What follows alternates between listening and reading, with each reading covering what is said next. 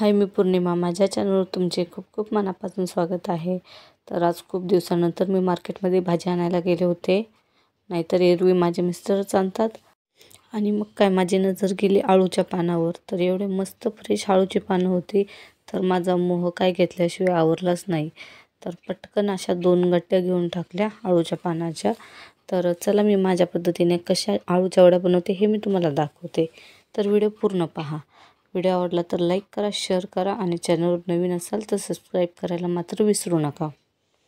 तर सर्वात अगोदर मी इथे पानाची जी देठं आहेत ती कट करून घेत आहे.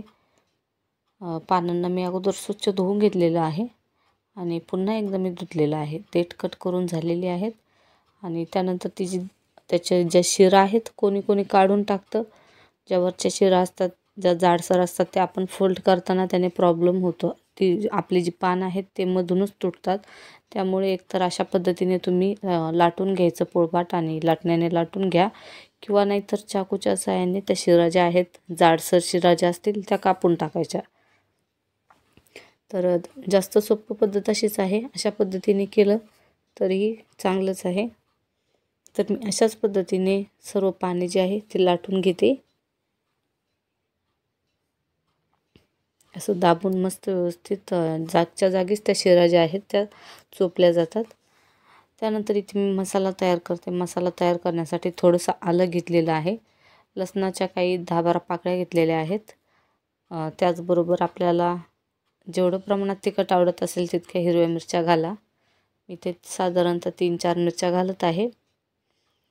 त्यानंतर याची बारीक पेस्ट बनवून घेत आहे मी. पेस्ट बनवून झालेली आहे. इथे मी एक मोठी कटोरी बेसन घेतलेलं आहे.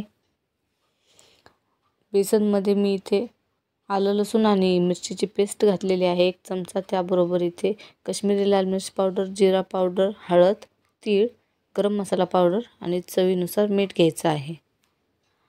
हे मसाले मी बेसनमध्ये घालून व्यवस्थित मिक्स करून घेत आहे. अगोदर पाणी न घालताच मिक्स केलेले आहे मी व्यवस्थित आणि त्यानंतर पाणी घालून आपण याचे घट्टसर असं बेटर बनवून घेणार आहोत. तर आता मी लागेल तसं एकदा जास्त पाणी घालायचं नाही, थोडं थोडं करून पाणी घालायचं आहे आपल्याला. तर अगोदर मी साधारणतः थोडंसं पाणी घातलेलं आहे.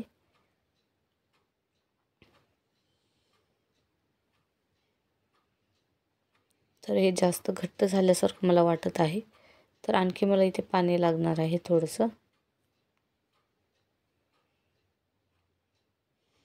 हे फारच जास्त घट्ट झालेलं आहे. मी आणखी थोडंसं पाणी यामध्ये घालत आहे.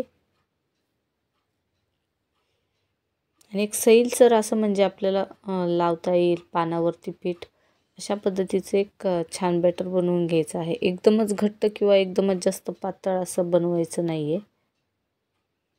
आळूच्या वड्या प्रत्येकाच्याच घरात बनवल्या जातात, प्रत्येकाला माहीत आहे.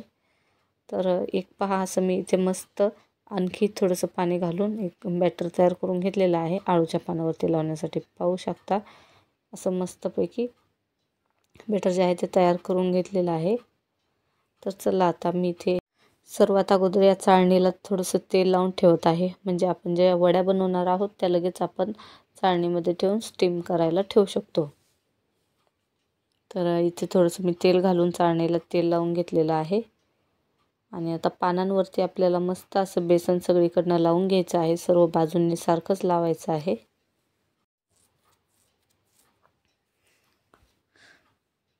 तर असं बेसन लावून आपल्याला एकावरती एक आळूची पानं ठेवून 5 ते 6 पानाची एक वडी तयार करायची आहे. तर पहा त्याच्या अपोजिट साईडला दुसरं पान ठेवून त्यावरती बेसन लावून घ्यायचं आहे.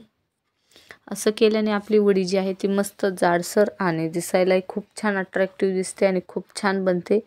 आणि टेस्टला तर विचारूच नका, इतकी अप्रतिम छान टेस्ट लागते ना. तर नक्की अशा पद्धतीने तुम्ही आळूवड्या बनवून पहा. तुमच्याकडे कशा बनवल्या जातात तेही मला कमेंटमध्ये कळवा. कारण प्रत्येक भागात प्रत्येक पदार्थ बनवण्याची प्रत्येकाची आपली एक वेगळी पद्धत असते. तर आमच्या इकडे काही अशा पद्धतीनेच बनवल्या जातात आणि माझी पद्धतही अशीच आहे बनवण्याची.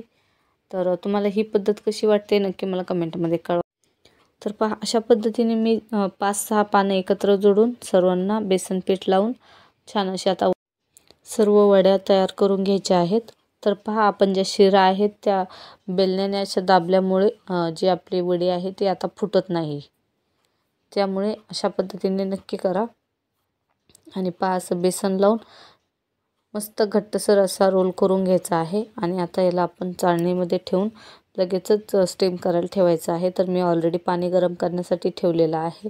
तर अशा पद्धतीने बाकी सर्व पानांच्याही मी वड्या तयार करून घेणार आहे। तर पाहू शकता इकडे पाणी गरम झालेलं आहे आणि सर्व वड्या ज्या आहेत ते मी तयार करून घेतलेल्या आहेत। आणि आता हे आपण गॅस चालू करून साधारणतः 10 मिनिटे गॅसची फ्लेम स्लो ठेवून मस्त आपण शिजू द्यायचं आहे वाफेवरती। तर पहा 10 ते 15 मिनिटं झालेली आहेत। मस्त मी वड्यांना शिजवून घेतलेला आहे। गॅस बंद केलेला आहे। आता पाहू आपण चेक करूया। तर पहा जो चाकू आहे आपला मस्त क्लीन निघलेला आहे। तर आपल्या वड्या ज्या आहेत त्या व्यवस्थित शिजलेल्या आहेत। तर गॅस बंद केलेला आहे। मी थोडंसं असंच झाकून ठेवते थंड होण्यासाठी। थंड झालेल्या आहेत वड्या, आता आपण कट करून घेऊया। तर पहा चाकूने अशा मी मस्त गोल गोल साईजमध्ये कट करत आहे।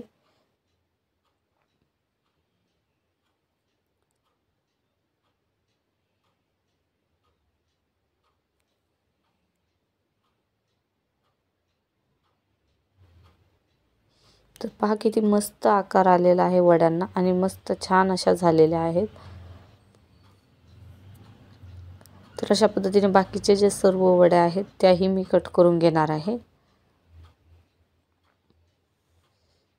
तर आता पाहू शकता सर्व वड्या ज्या आहेत ते मी तयार करून घेतलेल्या आहेत। वड्या कापत असतानाच मी इकडे तेल गरम करण्यासाठी ठेवलं होतं गॅसवरती। तर आपण यांना आता छान डीप फ्राय करून घ्यायचं आहे। तर छान कडकडीत गरम तेलामध्ये आपण या वड्यांना फ्राय करून घेऊया। तर साधारणतः 3 ते 4 मिनिटे हाय फ्लेमवर मस्त क्रिस्पी आणि चांगला ब्राऊनसर कलर येईपर्यंत आपण तळत राहायचं आहे वड्यांना। म्हणजे साधारणतः 2-3 मिनिटे लागतात, लगेचच तळून तयार होतात, जास्त काही वेळ लागत नाही। तर आलटून पलटून छान असं आपण दोन्ही बाजूंनी 2-3 मिनिटे मस्त वड्यांना तळून घेणार आहोत तेलामध्ये। तर पहा थोडासा कलर बदललेला आहे वड्यांचा। आणखी साधारणतः एखादा मिनिटे तेलामध्ये आपण राहू देऊया वड्यांना। तर हलवत राहायचं आहे म्हणजे वड्या ज्या आहेत त्या आपल्या जळणार नाही एकाच बाजूने। तर पहा मस्त आता कलर छान चेंज झालेला आहे वड्यांचा।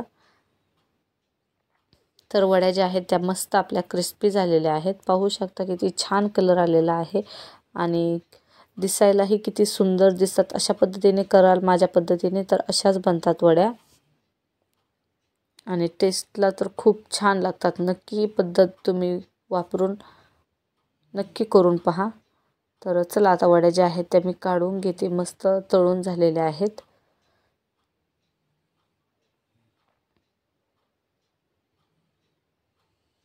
आणि अशा पद्धतीने बाकी सर्व राहिलेल्या ज्या वड्या आहेत त्याही मी तळून घेत आहे।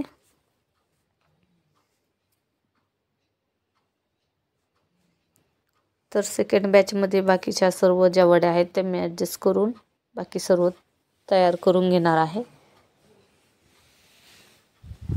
तर खूप सोपी पद्धत आहे ही वड्या बनवण्याची आणि टेस्टला तर खूप छान लागते। नक्की अशा पद्धतीने तुम्हीही बनवा। तर कशी वाटली तुम्हाला माझी पद्धत तेही मला कमेंटमध्ये कळवा। तुमच्याकडे कशा बनवतात तेही मला सांगा। अशा पद्धतीने बनवून नक्की पहा। तुमच्या वड्या कशा बनल्या ते पण कळवायला विसरू नका आणि माझा व्हिडिओ कसा वाटला ते पण नक्की कळवा।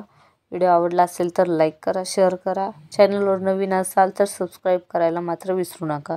तर पहा अशा मस्त खमंग आणि खुसखुशीत कुरकुरीत मस्त अशा अळू वड्या आता तयार झालेल्या आहेत। खाण्यासाठी खूप चवदार लागतात आणि बनवायलाही अगदी सोपे आहेत। तर भेटूया पुन्हा अशा एका छान रेसिपी सोबत।